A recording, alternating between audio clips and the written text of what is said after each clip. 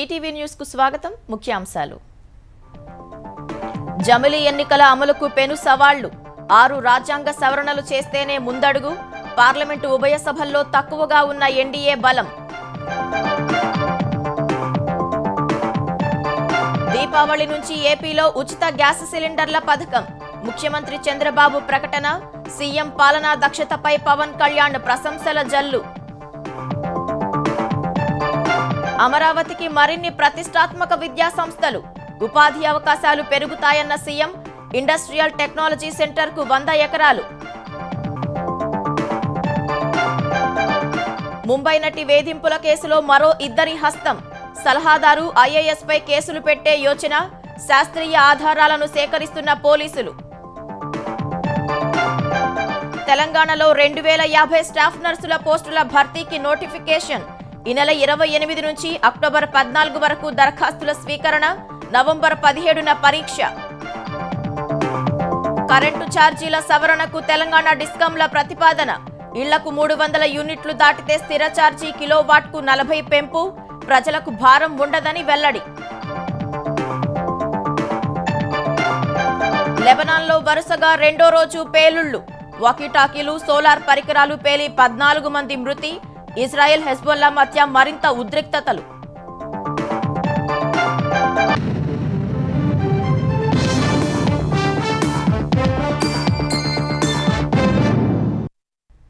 కేంద్ర కేబినెట్ ఆమోదంతో దేశంలో జమిలీ ఎన్నికలపై రాజకీయ వేడి మొదలైంది.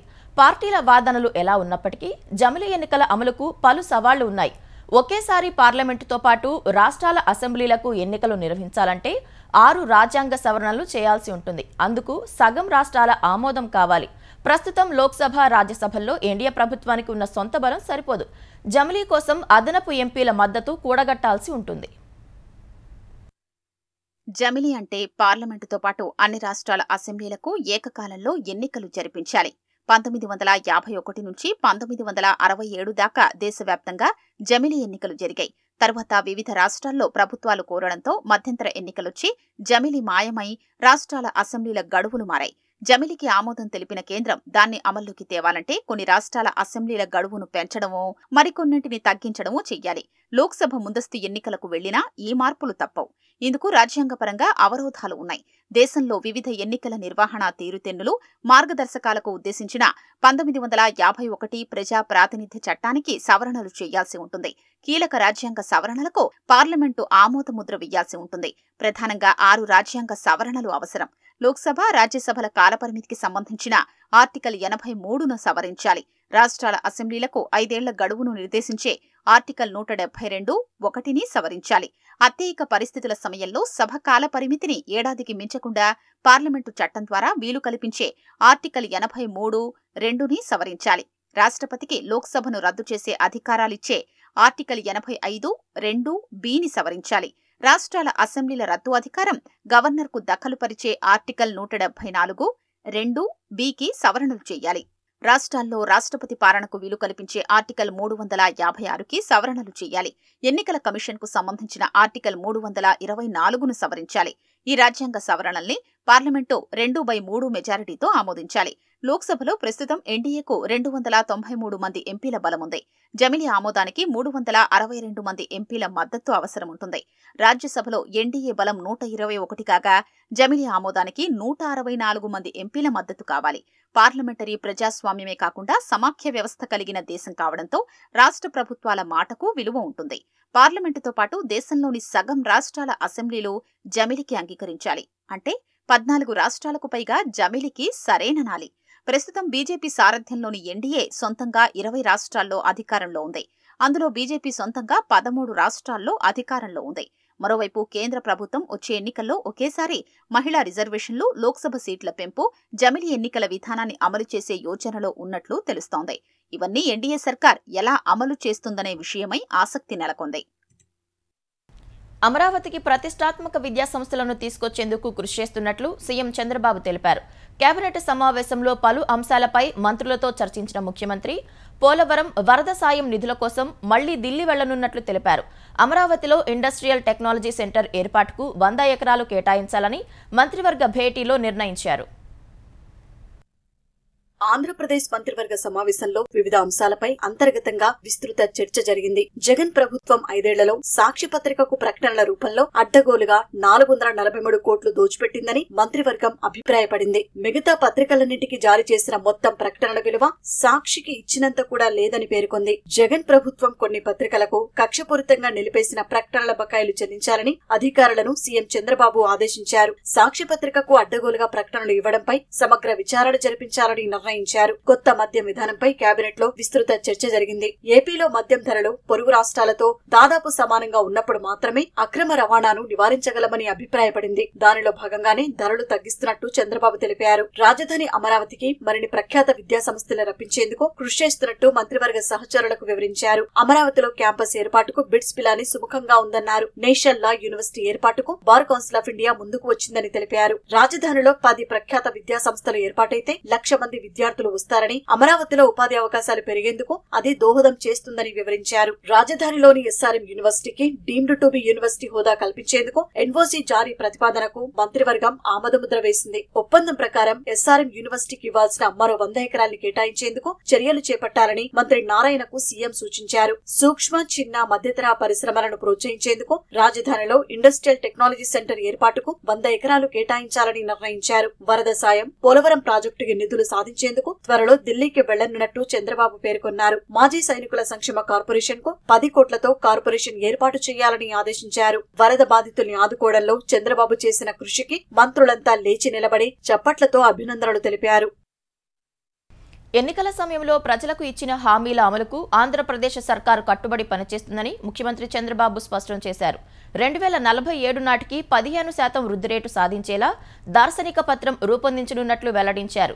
దీపావళి నుంచి ఉచిత గ్యాస్ సిలిండర్ల పథకం అమలు చేయనున్నట్లు సీఎం ప్రకటించారు. ఆంధ్రప్రదేశ్ను తిరిగి గాడిలో పెట్టేందుకు శ్రమిస్తున్న చంద్రబాబుకు జనసేన, బీజేపీ అండగా నిలుస్తాయని పవన్ కళ్యాణ్ పురంధేశ్వరి స్పష్టం చేశారు. మంగళగిరిలోని సీకే కన్వెన్షన్లో నిర్వహించిన ఎన్డీఏ శాసనసభ పక్ష సమావేశంలో ముఖ్యమంత్రి చంద్రబాబు, ఉప ముఖ్యమంత్రి పవన్ కళ్యాణ్, భాజపా ఏపీ అధ్యక్షురాలు పురంధేశ్వరి పాల్గొన్నారు. ఈ నెల 20 నుంచి 6 రోజుల పాటు ప్రభుత్వ పథకాలతో ప్రజలకు చేకూరిన లబ్ధిని వివరించారని ముగ్గురు నేతలు 3 పార్టీల ప్రజా ప్రతినిధులకు సూచించారు. పోలవరానికి కేంద్రం 12,500 కోట్లు ఇచ్చిందన్న చంద్రబాబు 2 ఏళ్లలో ప్రాజెక్టు తొలి దశను పూర్తి చేస్తామన్నారు. అమరావతికి పూర్వ వైభవం తీసుకొచ్చేందుకు కేంద్రం 15,000 కోట్లు ఇస్తుందని ధీమా వ్యక్తం చేశారు. విశాఖ స్టీల్ ప్లాంట్ విషయంలో ఎన్డీఏ ప్రభుత్వంతో సంప్రదింపులు జరిపి ప్రభుత్వ నిర్వహణలో ఉంచేలా చర్యలు తీసుకుంటామన్నారు. గత ప్రభుత్వం తిరుమల ప్రసాదం తయారీలో నెయ్యికి బదులుగా పశువుల కొవ్వును కూడా వాడినట్లు తెలిసిందని ముఖ్యమంత్రి చంద్రబాబు విచారం వ్యక్తం చేశారు. వెంకటేశ్వర స్వామి పవిత్రతను దెబ్బతీశారు. దేవుని దగ్గర పెట్టే ప్రసాదం అపవిత్రం చేసే విధంగా నాసి రకమైన ఇంగ్రీడియంట్సే కాకుండా ఎనిమల్ ఫ్యాట్ కూడా వాడారని, ఏది గీకు బదులు. ఈరోజు స్వచ్ఛమైన గీదెమన్నాం, నాణ్యత పెరిగింది, ఇంకా కూడా నాణ్యత పెంచుతాం. ఎన్డీఏ ప్రభుత్వం ఏర్పడిన 100 రోజుల్లో 3 పార్టీల సమన్వయం అమోఘంగా ఉందన్న చంద్రబాబు ఈ కలయిక శాశ్వతంగా ఉండాలని ఆకాంక్షించారు. గతంలో ఐటీ రంగాన్ని ప్రాధాన్యంగా ఎలా గుర్తించామో ఇప్పుడు గ్రీన్ ఎనర్జీపై దృష్టి పెట్టామని సీఎం వివరించారు. దీపావళి నుంచి ప్రజలకు ఉచిత గ్యాస్ సిలిండర్లు ఇస్తామని ప్రకటించారు. గ్యాస్ ఇస్తాను, ఉచిత గ్యాస్ ఇస్తాన్నాం. దీపావళికి శ్రీకారం చుడుతున్నాం. మొదటి గ్యాస్ కనెక్షన్ ఆ రోజు ఇస్తాం. మిగిలిన మనం చెప్పినట్టు సంక్షేమ కార్యక్రమాలన్నీ కూడా 1 by 1 చేసుకుంటూ ఇంకో పక్క అభివృద్ధి కార్యక్రమాలను కూడా స్ట్రీమ్ లైన్ చేసి ఘాట్లో పెట్టే పరిస్థితి వస్తుంది. దేశంలోని ఆంధ్రప్రదేశ్ 2047 నాటికి నెంబర్ 1 రాష్ట్రంగా ఉండాలన్న చంద్రబాబు ఆశయ సాధన కోసం ఆయనతో కలిసి పనిచేస్తామని ఉప ముఖ్యమంత్రి పవన్ కళ్యాణ్ స్పష్టం చేశారు. పెన్షన్ల పెంపు పరిపాలనలో కాకలు తీరిన చంద్రబాబుకే సాధ్యమైందని పవన్ ప్రశంసించారు. రాష్ట్రం విభజన జరిగినప్పటి నుంచి ఈ రోజుకి మనం నలిగిపోతా ఉన్నాం. తెలంగాణలో మనం దాదాపు 3వ వంతున్నాం అభివృద్ధిలో. సంతోషం. మన తోటి తెలుగు రాష్ట్రం ఆనందం. మనం పోటీ పడాలి, ఎదగాలి అంటే అనుభవం, పొలిటికల్ ప్రాసెస్ లో అనుభవం ఒకటి చాలా చాలా కీలకమైంది. అందరినీ సమన్వయపరిచి అందరినీ ఆకట్టుకోగలిగి కొంత మెత్తదనంతో మందలిస్తూ కొన్నిసార్లు గట్టిగా చెప్తూ అలాంటి నాయకుడు వెంట ఆయన నాయకత్వంలో మేమందరం పనిచేయటం నాతో సహా చాలా చాలా నాకు ఆనందంగా. కేంద్రం సహకారంతో గాడి తప్పిన ఆంధ్రప్రదేశ్ ను బాగు చేసేందుకు చంద్రబాబు కృషి చేస్తున్నారని బీజేపీ ఆంధ్రప్రదేశ్ అధ్యక్షురాలు పురంధేశ్వరి చెప్పారు.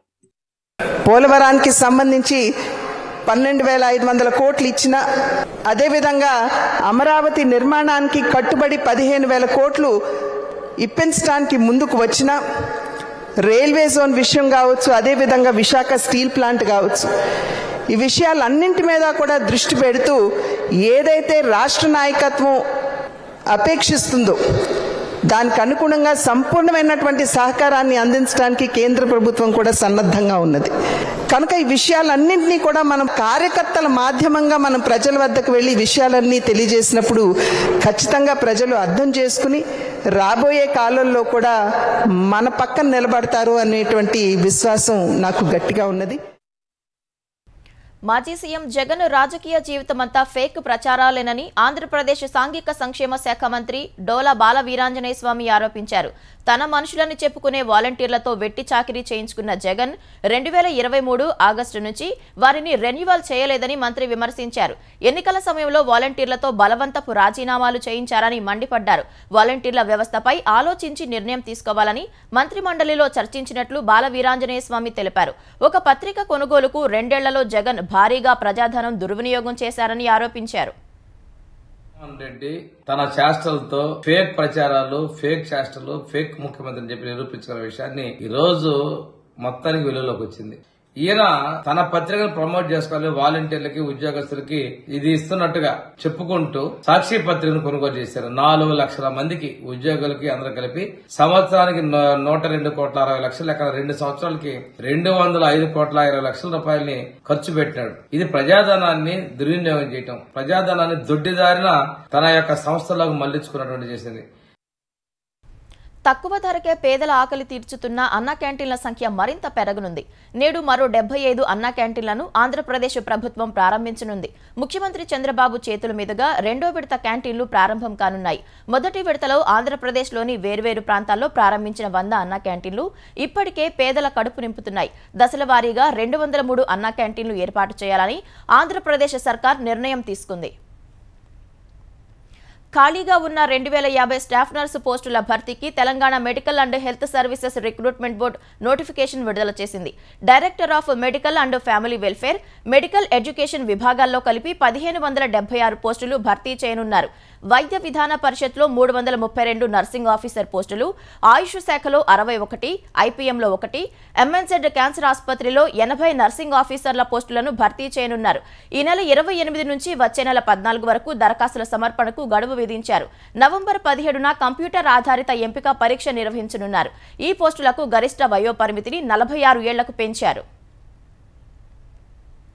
విద్యార్థుల నైపుణ్యాలు పెంపొందించి ఉద్యోగ ఉపాధి అవకాశాలు కల్పించాలన్నదే తమ ప్రభుత్వ లక్ష్యమని తెలంగాణ పరిశ్రమల శాఖ మంత్రి దుద్దిళ్ల శ్రీధరబాబు అన్నారు. దేశంలో ఎక్కడా లేని విధంగా సూక్ష్మ, చిన్న, మధ్య తరహా పరిశ్రమల కోసం ప్రత్యేక విధానాన్ని రూపొందించామని చెప్పారు. అందులో భాగంగా పారిశ్రామికవేత్తలకు తగిన ప్రోత్సాహకాలు ఇస్తామన్నారు. ఎంఎస్ఎంఈ నూతన పాలసీపై సిఐఐ ఆధ్వర్యంలో ఏర్పాటు చేసిన సమావేశంలో శ్రీధరబాబు పాల్గొన్నారు. వివిధ జిల్లాలకు చెందిన సిఐఐ ప్రతినిధులు క్షేత్రస్థాయిలో సమస్యలను మంత్రి దృష్టికి తీసుకొచ్చారు.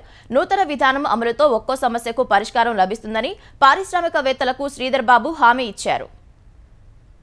ప్రభుత్వం లక్ష్యం కూడా ఏంటంటే MSMEs can only create employment in a big way. మన తెలంగాణలో దాదాపు 20 నుంచి 25 లక్షల మంది నిరుద్యోగ యువకులు ఉంటారు. వారికున్న పొటెన్షియల్ని ప్రొడక్టివ్ వేలో ఏ విధంగా ఉపయోగించుకోవాలి, ఈరోజు కాటేజ్ ఇండస్ట్రీస్ ద్వారా లేకుంటే చిన్న పరిశ్రమలు వారి పరంగా ఏర్పాటు చేయడంలో.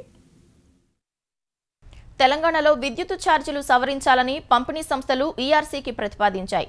పరిశ్రమలకు ఒకే కేటగిరీ కింద బిల్లు అమలు చేయాలని, ఇళ్లకు 300 యూనిట్లు దాటితే స్థిర ఛార్జీ కిలోవాట్కు 40 రూపాయలు పెంచాలని కోరాయి.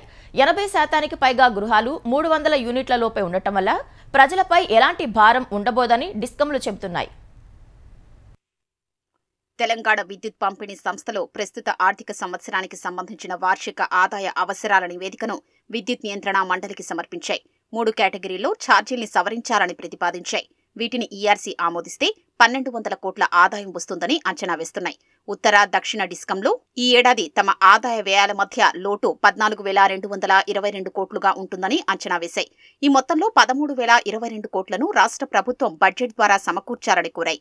మిగిలిన 1,200 కోట్ల లోటు పూడ్చుకునేందుకు ఛార్జీల సవరణ ప్రతిపాదన చేశాయి.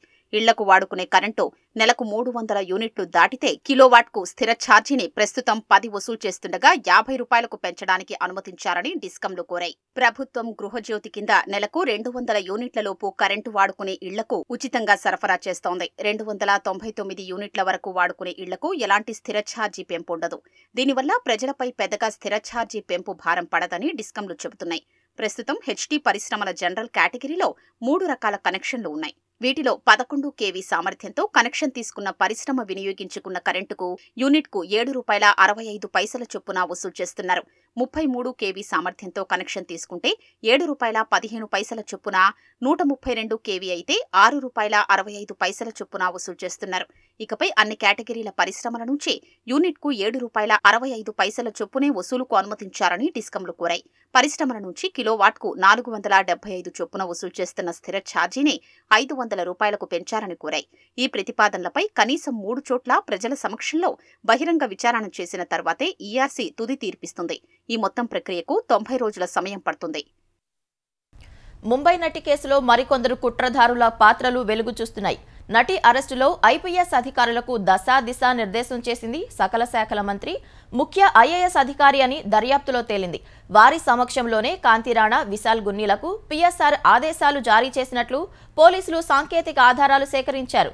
త్వరలో వారిని కూడా నిందితులుగా చేర్చనున్నారు. కుట్రలు బయటపడకుండా నటికి చెందిన ఐఫోన్లలో ఆధారాలు చెరిపేందుకు పిఎస్ఆర్ విఫలయత్నం చేసినట్లు గుర్తించారు.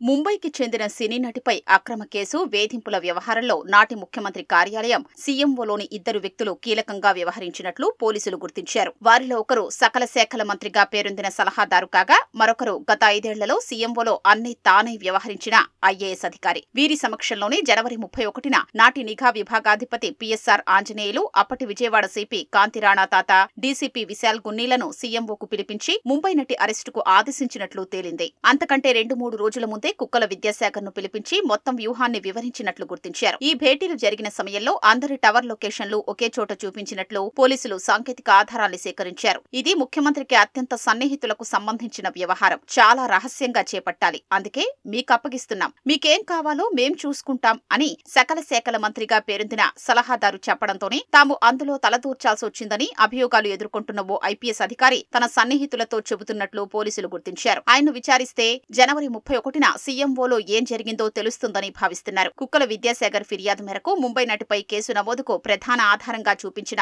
డాక్యుమెంట్ ఫోర్జరీదని సకల శాఖల మంత్రి పిఎస్ఆర్ ఆంజనేయులే దీని తయారీకి ఆదేశించినట్లు దర్యాప్తులో గుర్తించారు. విద్యాసాగర్ ప్రకాశం జిల్లాకు చెందిన న్యాయవాదిని జనవరి 31 కంటే ముందే పలుమార్లు సీఎంఓకు పిలిపించి ఈ కుట్ర ప్రణాళిక గురించి చర్చించినట్లు సమాచారం. వీటిపై మరింత లోతైన శాస్త్రీయ ఆధారాలు సేకరించాక సకల శాఖల మంత్రిని, ఐఏఎస్ అధికారిని నిందితులుగా చేర్చాలని పోలీసులు భావిస్తున్నారు. నటి కేసులో కీలకంగా వ్యవహరించిన పోలీసు ఉన్నతాధికారులు ముంబైలోని పారిశ్రామికవేత్త సంబంధీకుల నుంచి భారీగా లబ్ధి పొందినట్లు దర్యాప్తులో గుర్తించారు. పలు దఫాలుగా వీరికి భారీ మొత్తాల్లో సొమ్ము అందిందని సమాచారం. విచారణాధికారులు ప్రస్తుతం ఆ మూలాల్ని ఛేదించే పనిలో ఉన్నారు. దీనికి సంబంధించి మరింత సమాచారం లభిస్తే బాధ్యులపై అవినీతి నిరోధక చట్టంలోని సెక్షన్ల కింద కూడా కేసు నమోదు చేసే అవకాశం ఉంది. ఇదే సమయంలో ముంబై కేసు ఆధారాలు చేజిక్కించుకుని వాటిని ధ్వంసం చేసేందుకు సీతారామాంజనేయులు తన అధికార హోదాను దుర్వినియోగం చేశారని తేలింది. నటి నుంచి సీజ్ చేసిన ఐఫోన్లను ఫోరెన్సిక్ ల్యాబ్ కు పంపే ముందు వాటిని తన నిఘా కార్యాలయానికి తీసుకెళ్లి తెరిచేందుకు విఫల ప్రయత్నం చేశారు. అక్కడ ఫోన్లు తెరవలేక ఫోరెన్సిక్ ల్యాబ్ కు పంపించారు. అక్కడ కూడా ఐఫోన్లను తెరిచేందుకు సిబ్బంది ఎంత ప్రయత్నించినా చేయలేకపోయారు. ఆమె ఫోన్లో ఉన్న ఆధారాలు బయటకు వెళ్లకుండా చూసేందుకే పోలీసులు పరిధి దాటి వ్యవహరించారన్న ఆరోపణలు ఉన్నాయి. ప్రస్తుతం పరారీలో ఉన్న కీలక నిందితుడు విద్యాసాగర్ దొరికితే కుట్రకోణం వెలుగులోకొచ్చే అవకాశం ఉందని పోలీసులు భావిస్తున్నారు. 5 రోజులుగా అతడి కోసం గాలిస్తున్నారు. విశాఖ జిల్లా భీమిలి బీచ్లో సీఆర్జెడ్ జోన్ నిబంధనలకు విరుద్ధంగా వైకాపా ఎంపీ విజయసాయిరెడ్డి కుమార్తె నేహారెడ్డి ఏర్పాటు చేసిన అక్రమ నిర్మాణాన్ని కూల్చివేయాలని హైకోర్టు మరోసారి స్పష్టం చేసింది. రాజకీయ జోక్యంతో కూల్చివేత చర్యలను ఆపవద్దని జీవీఎంసీకి సూచించింది. నిర్మాణాల కూల్చివేతలపై స్టే ఉత్తర్వులు లేవని, మీ పనిని మీరు చేయాలని సూచించింది. అక్రమ నిర్మాణం విషయంలో తీసుకున్న చర్యలతో స్థాయి నివేదిక ఇవ్వాలని ఆదేశించింది. కూల్చివేతపై స్టే ఇవ్వాలని నేహారెడ్డి తరఫు న్యాయవాది చేసిన అభ్యర్థనను తోసిపుచ్చింది. నిర్మాణాల అనుమతులు, ఇతర అంశాలను సింగిల్ జడ్జి వద్ద తేల్చుకోవాలని ధర్మాసనం సూచించింది. మొత్తం విస్తీర్ణం విషయంలో వివరణ కోరుతూ నేహారెడ్డికి తాజాగా షోకాస్ నోటీసు ఇచ్చామని, ఆమె స్పందించలేదని ప్రభుత్వ ప్రత్యేక న్యాయవాది ప్రణతి తెలిపారు. అందువల్ల స్థాయి నివేదికను కోర్టు ముందు ఉంచడంలో జాప్యం జరుగుతోందన్నారు. మరికొంత సమయం కావాలని కోరారు. వైఎస్ఆర్ లానేస్తం పథకం పేరును ఆంధ్రప్రదేశ్ ప్రభుత్వం న్యాయమిత్రగా మార్చింది. ఈ మేరకు న్యాయశాఖ కార్యదర్శి వి సునీత బుధవారం ఉత్తర్వులు జారీ చేశారు. ఈ పథకానికి సంబంధించి మార్గదర్శకాలు త్వరలో జారీ చేయనున్నట్లు తెలిపారు. ఈ పథకం ద్వారా జూనియర్ న్యాయవాదులకు స్టైఫండ్ ఇస్తారు. ఎంబీసీలకు ప్రత్యేక మంత్రిత్వ శాఖ ఏర్పాటు చేయాలని తెలంగాణ ప్రభుత్వాన్ని బీఆర్ఎస్ డిమాండ్ చేసింది. 42% బీసీ రిజర్వేషన్ అమలు కోసం బీఆర్ఎస్ పోరాడుతుందని మాజీ మంత్రి కేటీఆర్ తెలిపారు. బీఆర్ఎస్ కదిలింది బీసీల కోసం అనే నినాదంతో తమ పార్టీ క్షేత్రస్థాయిలో పర్యటిస్తుందన్నారు. బుధవారం బీఆర్ఎస్ భవన్లో పలువురు బీసీ ముఖ్య నేతలతో కేటీఆర్ సమావేశమయ్యారు. బలహీన వర్గాలను కాంగ్రెస్ మోసం చేసిన వైనంపై సమావేశంలో చర్చించామన్నారు. కామారెడ్డిలో ఇచ్చిన బీసీ డిక్లరేషన్ అమలు చేసే వరకు కాంగ్రెస్ ప్రభుత్వాన్ని అడుగడుగునా నిలదీస్తామన్నారు. 25 నుంచి 35,000 కోట్లకు తగ్గకుండా బీసీ ఉప ప్రణాళిక నిధులు కేటాయించాలని ప్రభుత్వాన్ని కేటీఆర్ డిమాండ్ చేశారు. కాంగ్రెస్ ప్రభుత్వాన్ని డిమాండ్ చేస్తా ఉన్నాం. మీరు ఖచ్చితంగా కామారెడ్డిలో ఇచ్చిన బీసీ డిక్లరేషన్ లోని ప్రతి హామీని అమలు చేసేదాకా తప్పకుండా ప్రధాన ప్రతిపక్షంగా మీ వెంటబడతాం. రాష్ట్రంలోని బలహీన వర్గాల పక్షాన మిమ్మల్ని అడుగడుగునా నిలదీస్తూనే ఉంటామనే మాట నేను విజ్ఞప్తి చేస్తా ఉన్నా. ఇందులో ప్రధానమైనది ఇవాళ రాజ్యాధికారంలో ముఖ్యంగా స్థానిక సంస్థల్లో వాటా పెంచుతామని చెప్పిన మాట, 42% రిజర్వేషన్లు అమలు చేస్తామనే మాట ఏదైతే కాంగ్రెస్ పార్టీ చెప్పిందో, కాంగ్రెస్ పార్టీని మేము ఈరోజు డిమాండ్ చేసేది ఏమంటే సమగ్ర కుల గణన వెంటనే స్టార్ట్ చేయండి. 42% రిజర్వేషన్ల అమలును కూడా చట్టబద్ధం చేయాలని, నవంబర్ 10 లోపల ఈ ప్రక్రియ పూర్తి చేయాలని చెప్పి మేము డిమాండ్ చేస్తా ఉన్నాం. ప్రముఖ బాక్సింగ్ క్రీడాకారిణి నిఖత్ జరీన్ డీఎస్పీగా బాధ్యతలు స్వీకరించింది. ఈ మేరకు జాయినింగ్ రిపోర్ట్ను తెలంగాణ డీజీపీకి అందజేసింది. 2 సార్లు ప్రపంచ ఛాంపియన్గా నిలిచిన నిఖత్ కామన్వెల్త్ గేమ్స్లో బంగారు పతకం సాధించింది. ఆసియా క్రీడల్లో రజత పతకం సాధించింది. ప్యారిస్ ఒలింపిక్స్లోనూ ఆమె పాల్గొంది. ఇటీవల తెలంగాణ మంత్రివర్గ సమావేశంలో నిఖత్ జరీన్కు డీఎస్పీ ఉద్యోగం ఇవ్వాలని ప్రభుత్వం నిర్ణయించింది. తెలంగాణ స్పెషల్ పోలీసు విభాగంలో డీఎస్పీగా ఉద్యోగమిస్తూ హోంశాఖ ఆదేశాలు జారీ చేయగా ఆమె బాధ్యతలు చేపట్టింది. లెబనాన్లో వందలాది పేసర్లు పేలిన ఘటన మరొక ముందే బుధవారం మరోసారి పేలుళ్లు జరిగాయి. లెబనాన్ రాజధాని బీరుట్ సహా పలు ప్రాంతాల్లో వాకీటాకీలు, సోలార్ పరికరాలు పేలిపోయాయి. ఈ ఘటనలో 14 మంది ప్రాణాలు కోల్పోగా 450 మంది గాయపడ్డారని లెబనాన్ ఆరోగ్య శాఖ వర్గాలు తెలిపాయి. ఇదే విషయాన్ని హెజ్బుల్లా సైతం ధృవీకరించింది. బీరుట్లో పేసర్ల పేలుళ్లలో మృతి చెందిన వారి అంత్యక్రియలు నిర్వహిస్తుండగా తాజా పేలుళ్లు చోటు చేసుకున్నాయి. మంగళవారం లెబనాన్, సిరియాల్లో ఒకేసారి వందలాది సంఖ్యలో పేసర్లు పేలడం ప్రపంచవ్యాప్తంగా ఆందోళనకు గురిచేసింది. ఆ ఘటనలో 12 మంది మృతి చెందగా 2800 మంది గాయపడ్డారు. ఆ అనూహ్య దాడి వెనుక ఇజ్రాయెల్ హస్తముందని హెజ్బుల్లా ఆరోపిస్తోంది. తప్పకుండా ప్రతీకారం తీర్చుకుంటామని చెబుతోంది. పేలిన పేజర్లను హంగేరీకి చెందిన బీఏసీ కంపెనీ సరఫరా చేసినట్లు తెలుస్తోంది. పేలుళ్లపై ఇజ్రాయెల్ అధికారికంగా స్పందించినప్పటికీ ఆ దేశ రక్షణ మంత్రి యోవ్ గల్లంట్ ఆసక్తికర వ్యాఖ్యలు చేశారు. ఇజ్రాయెల్ దళాలతో మాట్లాడిన ఆయన యుద్ధంలో కొత్త దశకు శ్రీకారం చుట్టామని చెప్పారు. ఈ పేలుళ్లు హెజ్బుల్లా, ఇజ్రాయెల్ మధ్య పూర్తిస్థాయి యుద్ధానికి దారితీస్తాయనే భయాందోళన నెలకొంది. కోల్కతా హత్యాచార ఘటన తర్వాత ప్రభుత్వ ఆసుపత్రుల్లో వైద్యుల భద్రత కోసం ఆందోళన చేస్తున్న జూనియర్ వైద్యులు పశ్చిమ బెంగాల్ ప్రభుత్వంతో జరిపిన 2వ దఫా చర్చలు అసంపూర్తిగా నిలిచాయి. సమావేశ ఫలితంపై వైద్యులు అసంతృప్తి వ్యక్తం చేశారు. డిమాండ్లు నెరవేర్చేందుకు ప్రభుత్వం నుంచి లిఖితపూర్వక హామీ కావాలని కోరారు. అప్పటి వరకు తమ ఆందోళన కొనసాగుతుందని, విధులకు హాజరు కాబోమని స్పష్టం చేశారు. బుధవారం రాత్రి 30 మంది జూనియర్ వైద్యులు పశ్చిమ బెంగాల్ సచివాలయం నబన్నాలో ప్రభుత్వ ప్రధాన కార్యదర్శి మనోజ్ పంత్తో భేటీ అయ్యారు. 2 గంటలకు పైగా సమావేశం జరిగింది. ప్రభుత్వ ఆసుపత్రులు తమ భద్రతా అంశంలో వైద్యులు 8 డిమాండ్లు చేయగా 7 డిమాండ్లకు ప్రభుత్వం అంగీకరించింది. ఆరోగ్య శాఖ కార్యదర్శి ఎన్ఎస్ నిగంపై శాఖాపరమైన చర్యలు ప్రారంభించాలన్న డిమాండ్ను బెంగాల్ ప్రభుత్వం తోసిపుచ్చింది. సోమవారం ముఖ్యమంత్రి మమతా బెనర్జీతో సమావేశమైన వైద్యులు పలు డిమాండ్లను ఆమె ముందుంచారు. టాస్క్ ఫోర్సును ఏర్పాటు చేస్తామని సీఎం ప్రకటించినా సరైన స్పష్టత లేదన్నారు. అన్ని డిమాండ్లు నెరవేరే వరకు ఆందోళన కొనసాగుతుందని తెలిపారు.